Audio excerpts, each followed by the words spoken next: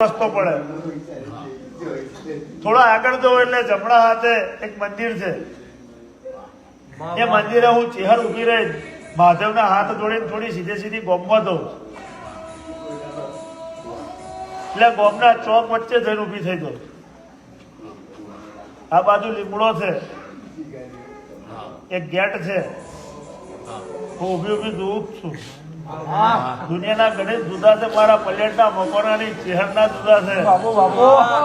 હા, એથી હેડું એટલે થોડી આગળ જઈને જમણા હાથે વળી દો. જમણા હાથે વળું એટલે થોડોક ટર્ન લઈ લઈએ એટલે ઘરો ચાલુ થઈ જાય. બરાબર. એટલે પેલા બે લાઈટના થોભલા આવે, એ લાઈનમાં જતું રહેવાનું.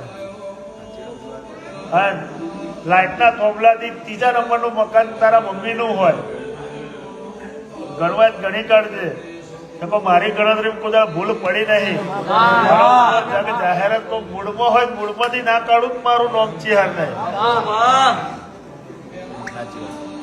ત્રીજા નંબરનું જ છે ને. ત્રીજા નંબરનું તારા મમ્મીનું ઘર હોય એટલે ઘર કેવું હશે? એટલે હું ચેહર સીધી પાછળ જતી હતી. જે એક સ્વિચ પાડો પડમાં તો બે લાઈટો થાય,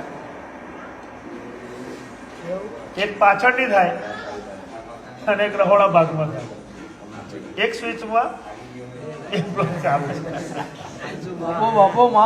ખરાબ તો લાઈટો ચાલુ કરવી પડે.